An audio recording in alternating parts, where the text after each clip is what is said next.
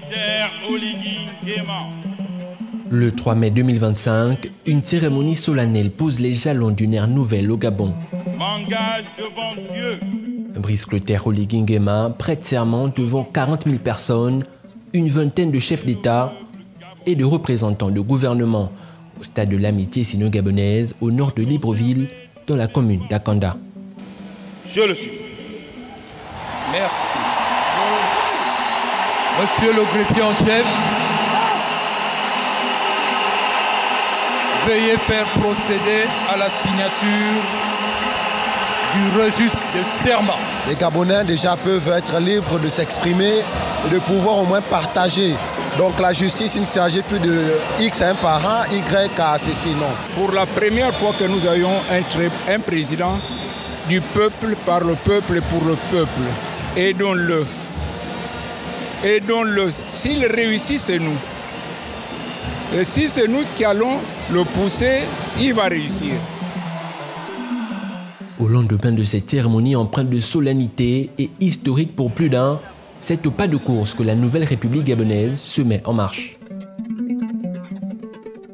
Nous vous l'annoncions dans les titres, le Premier ministre de la Transition, Raymond Donsima, a remis sa démission au président Brice Clotaire Oligui Nguema. Conformément à la nouvelle constitution adoptée par référendum en novembre 2024, la période de transition entamée le 30 août 2023 est officiellement close. Elle laisse place à la 5e République.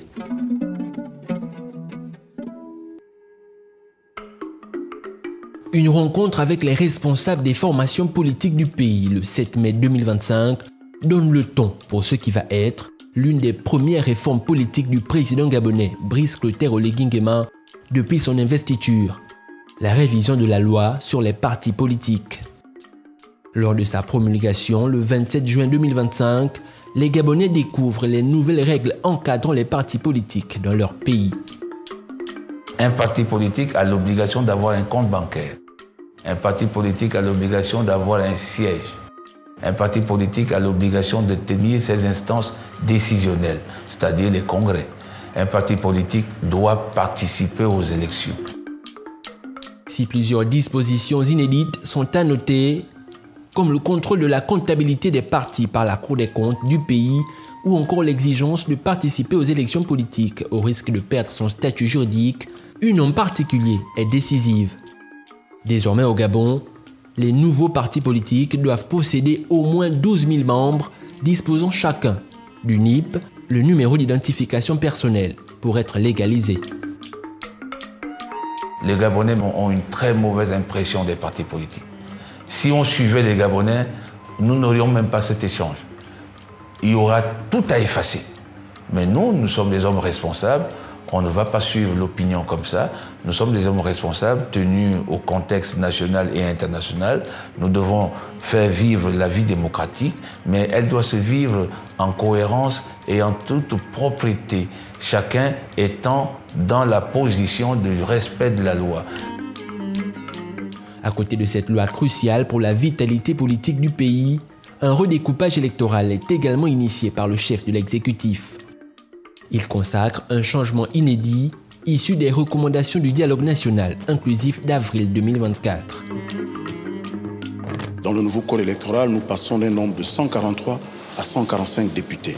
À côté de cela, il était question de repartir les 18 sièges de sénateurs, parce que dans le code électoral, nous passons de 52 à 70 sénateurs désormais. Donc, nous nous sommes attelés à prendre en compte un certain nombre de critères en partant sur le principe et la philosophie des recommandations du dialogue national inclusif.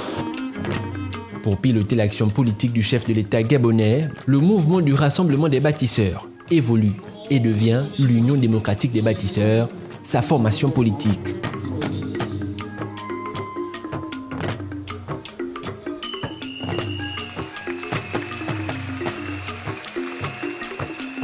Autour d'un slogan « Inclusivité, développement et félicité », c'est devant plus de 5000 sympathisants que le président du Gabon, par ailleurs président de l'Union démocratique des bâtisseurs, décline sa vision.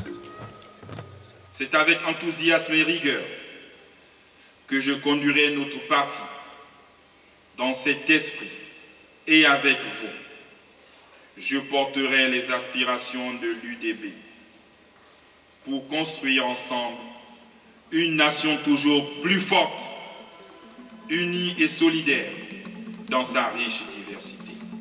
Fort d'un ensemble d'actions favorables à l'avènement d'une nouvelle ère politique au Gabon, les premiers résultats des mesures prises au sommet de l'État devraient être perceptibles lors des prochaines échéances électorales, notamment les élections législatives et locales prévues en septembre et octobre 2025 à l'échelle nationale.